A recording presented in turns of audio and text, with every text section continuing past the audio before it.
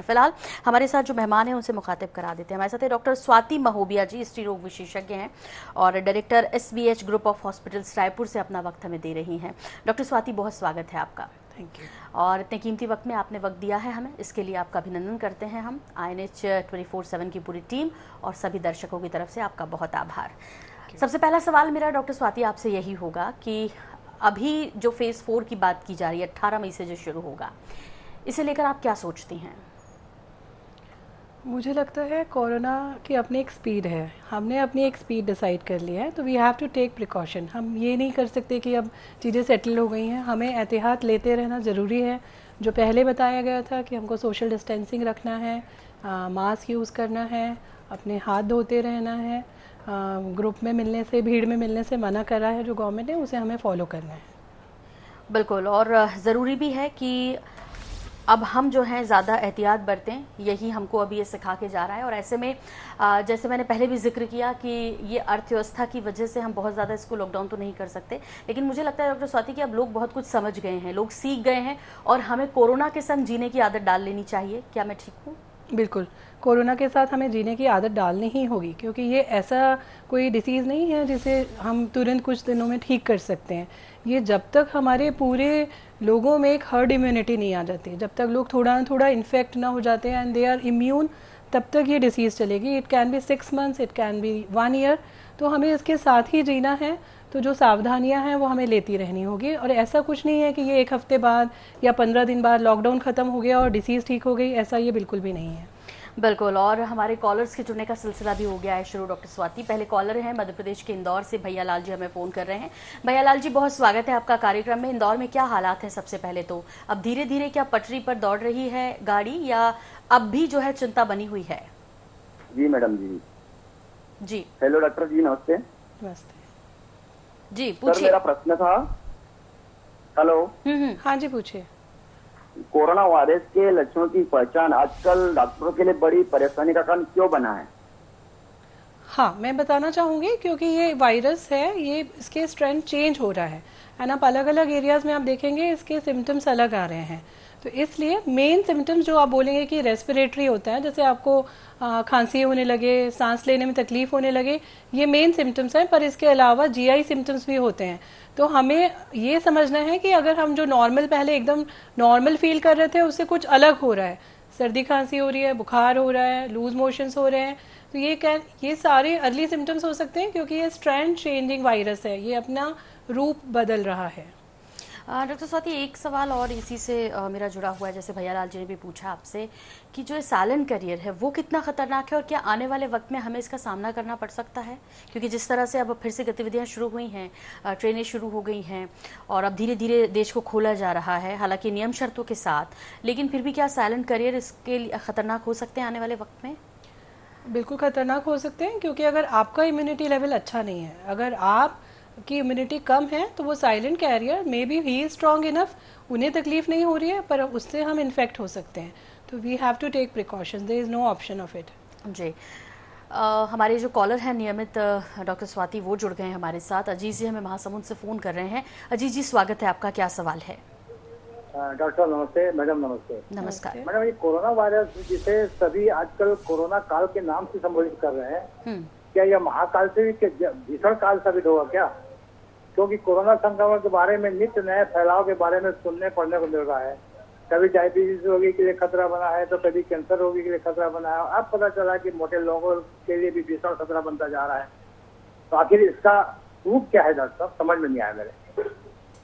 देखिए, मैं आपको बताना चाहूँगी, जो भी कंडीशंस जिनमें आपकी इम्यूनिटी थोड़ी कम है, ये जस्ट ऐसा नहीं है कि आप मोटे हैं, तो जैसे जो डायबिटिक पेशेंट्स हैं या जो पेशेंट हैं जिन्हें प्रीवियसली कैंसर पहले हो चुका है, या कोई और अभी कैंसर का ट्रीटमेंट ले रहे हैं, या जो बच्चे हैं, या जो गर्भवती महिलाएं हैं, या जो बूढ़े लोग हैं, या वो सारे लोग जो बहुत इम्यून स्ट्रांग नहीं है, उनका इम्यूनिटी अच्छा नहीं है, वो सारे लोग प्रोन हैं कि उनको जल्दी इन्फेक्शन हो सकता है। तो जो आपको सावधानियां बताई जा रही हैं उन्हें फॉलो करिए, प्लस साथ ही साथ अपनी इम्यूनिटी बढ़ाने के लिए एक बहुत अच्छा समय है। आप देखिए, अगर हम बहुत पहले से इस पे काम कर रहे हैं तो बहुत अच्छी बात है, पर अभी भी हमारे पास मौका है। आप देखिए, लॉकडाउन होते होते 2 महीने हो गए, बहुत सारे लोगों को शुरू में ही बताया गया था कि आप रेगुलर एक्सरसाइज करिए, प्राणायाम करिए, अपने डाइट पे ध्यान दीजिए।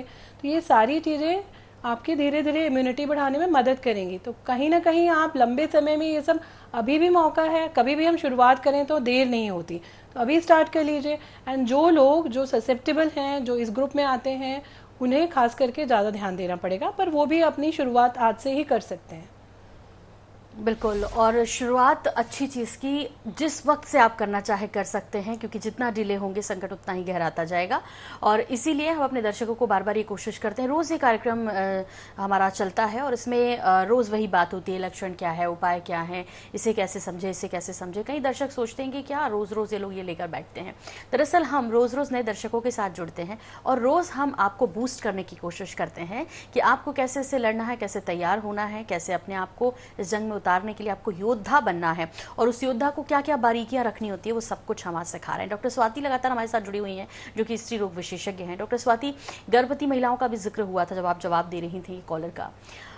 गर्भवती महिलाओं के लिए हमने कई बार ये सवाल किया कि कितना खतरनाक है और कितना रिस्क है। आपके हिसाब से गर्भवती महिलाओं को इस दौरान क्या प्रिकॉशंस लेने चाहिए? मैं कहूँगी, देखिए, जैसे गर्भवती महिलाएं हैं, उनका इम्यूनिटी लेवल अच्छा है तो ज़रूरी नहीं है कि उन्हें प्रॉब्लम हो जाए। बट अगर वो जिस स्टेज पे हैं, अगर उन्हें कुछ इन्फेक्शन होता है, ऑल्दो अगर वो इन्फेक्शन होता है तो उनका ट्रीटमेंट डिफ़िकल्ट हो जाएगा। जैसे उनके अंदर एक बेबी है, बहुत सारी दवाइयाँ हम उन्हें दी नहीं जा सकती, तो इसलिए अगर वो इन सब चीज़ों से बच कर रहेंगी तो वो उनके लिए ज़्यादा सुरक्षा रहेगा। और सेम वे अगर आप रेगुलर अपना ध्यान रख रहे हैं, जो सोशल डिस्टेंसिंग है वो फॉलो कर रहे हैं, आपको भीड़ वाली जगहों पे नहीं जाना है, अपनी डाइट पे ध्यान देना है, रेगुलर प्राणायाम करना है, तो ये सारी चीज़ें हैं। और आपका जो विज़िट है, डॉक्टर से जो विज़िट है, कई बार लोगों को ऐसा रहता है कि हम तो डॉक्टर के पास गए नहीं हैं, तो बहुत सारी चीज़ें आजकल ऑनलाइन कंसल्टेशन स्टार्ट हो गया, तो आप कुछ चीज़ें जो हैं, आपके जो डॉक्टर जिनसे आप मिल रही थी रेगुलर, उनसे ऑनलाइन कंसल्टेशन कर लीजिए। हर छोटी चीज़ के लिए आप हॉस्पिटल मत जाइए, क्योंकि आप नहीं जानती है वहाँ कितने लोग आए हैं, उनमें से कौन है जो कैरियर है, कौन है जो इन्फेक्टेड है। तो हॉस्पिटल ऐसी जगह, पोटेंशियल प्लेस है जहाँ पे आपको इन्फेक्शन होने का चांस ज़्यादा है, तो हॉस्पिटल कम से कम ज़रूरत के हिसाब से विज़िट करिए। हम सजेशन देते हैं कि आपके जब आपके 2 महीने हो गए, फिर एक बार 3 महीने हो गए, फिर 5 महीने हो गए, ये जो टाइम है जिसमें हमें सोनोग्राफी करनी रहती है, बच्चे में कोई विकृति तो नहीं है वो जानना रहता है, तो इस समय पे आप स्पेशल अपॉइंटमेंट्स लीजिए। वो सोशल डिस्टेंसिंग का पालन करते हुए, हॉस्पिटल्स भी लगे हुए हैं, वो भी चाहते हैं कि आपको नुकसान ना हो, तो आप प्रायर अपॉइंटमेंट बुक करिए, उस हिसाब से जाइए, गेट योर टेस्ट डन। सारे टेस्ट करा करके आप एक लंबा मेडिकेशन जो है डॉक्टर्स की सलाह से वो फॉलो करिए। फिर उसके बाद जैसे अगर आपका 5 मंथ पे सारी सोनोग्राफी हो गई, टेस्ट हो गए, सब नॉर्मल है, तो आप रुक जाइए कुछ समय, तुरंत हॉस्पिटल मत जाइए। फिर कोई तकलीफ हो तो कुछ जाइए, फिर नहीं तो आप 7 मंथ में विजिट कर सकते हैं, और ऑनलाइन कंसल्टेशन लीजिए डॉक्टर से, जो भी छोटी मोटी तकलीफ है उसके लिए। अगली कॉलर हमारे साथ जुड़ रही हैं नितिका जी, मुंगेली से हमें फोन कर रही हैं। बहुत स्वागत है आपका, क्या सवाल है नितिका जी? मैम, मुझे छोटे बच्चों के लिए कैसे प्रिकॉशंस यूज करना है अभी कोरोना वायरस के लिए, क्योंकि उनकी इम्यूनिटी पावर बहुत वीक रहती है जी, तो हम क्या प्रिकॉशंस यूज कर सकते हैं, मुझे ये जानना है जी। हाँ जी, मैं बोलूँगी बच्चों को, जैसे आप देखेंगे रोज उनको, जैसे हम घर पे हैं, पर कोशिश करें रेगुलर उनको सनलाइट एक्सपोजर होना चाहिए। थोड़ी देर धूप में बाहर निकालिए बच्चों को, सुबह के समय की धूप, जब बहुत स्ट्रांग धूप नहीं होती है, 10 बजे के आसपास, 9 से 10 बजे के बीच में आप धूप में बाहर निकालिए बच्चों को 15 से 20 मिनट। खाने में उन्हें ध्यान दीजिए, वो फल रेगुलर खाएं, दूध पिएं, दही खाएं, ये सब ज़रूरी है। न्यूट्रिशन अच्छा रहेगा तो ऑब्वियसली इम्यूनिटी अच्छी रहेगी। सनलाइट, मैंने इसलिए बोला कि सनलाइट से हमें विटामिन डी मिलता है, जो कि हमारी इम्यूनिटी को मेंटेन करने के लिए बहुत ज़रूरी है। फ्रूट्स में मैं बात करूँगी, खाने में सीट्रस फ्रूट्स, जो कि जैसे संतरा है, मौसम्बी है, आंवला है, ये सारी चीज़ें ज़रूरी हैं। विटामिन सी रहता है, ये बच्चों की इम्यूनिटी बढ़ाने में मदद करता है। इसके अलावा जैसे भी आप घर पे हैं, कुछ भी, जो भी आपके पास जगह है, बच्चों को खेलने के लिए मोटिवेट करें। ऐसा नहीं कि वो दिन भर बस टीवी देख रहे हैं, खाना खाए हैं, लेटे हुए हैं। कोशिश करिए आप खुद भी बच्चों के साथ में कुछ एक्सरसाइज आप घर पे कर सकती हैं। बच्चों को आप जुम्बा करा सकते हो, सूर्य नमस्कार सिखा सकते हो। छोटे बच्चे भी अगर आप उनके साथ करना चाहेंगे तो बहुत खुशी खुशी करेंगे।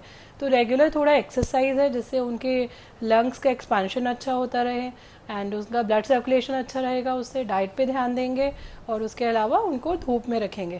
तो ये सारी चीज़ों का ध्यान रखेंगे तो वो काफ़ी बच्चा आपका ठीक रहेगा, उसको चांस कम रहेगा कि कुछ इन्फेक्शन हो। एंड दूसरा जो इम्पॉर्टेंट है कि आप बच्चों को बाहर मत ले जाइए, किसी भी काम से बच्चे को बाहर मत ले जाइए। आपका कुछ ज़रूरी काम है, आप बराबर से ध्यान रख के अपना जाइए बाहर, घर पे किसी रिस्पॉन्सिबल पर्सन के साथ बच्चे को घर पे रखिए। ये डॉक्टर स्वाति महोबिया, बहुत शुक्रिया इतना वक्त देने के लिए और स्टूडियो में आने के लिए। हमारे दर्शकों को जो सवालों के आपने जवाब दिए हैं, हमें उम्मीद है कि वो उस पर अमल करेंगे और अपने जीवन को, अपने स्वास्थ्य को और बेहतर बनाएंगे। चलते चलते टिप ऑफ द डे यदि आपसे पूछे तो क्या होगा हमारे दर्शकों के लिए? टिप ऑफ द डे मैं बोलूँगी, बहुत स्ट्रेस मत लीजिए।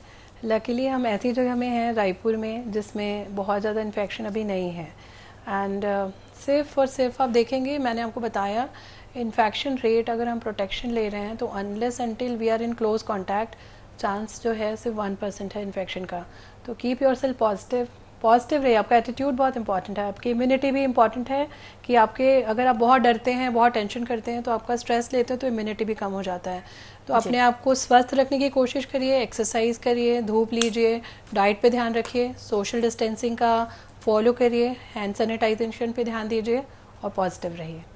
बिल्कुल, तो उम्मीद है कि आप इन सबको फॉलो करेंगे, खुश रहेंगे, स्वस्थ रहेंगे, यही हम भी चाहते हैं दर्शकों। बहुत शुक्रिया डॉक्टर स्वाति आपका आने के लिए।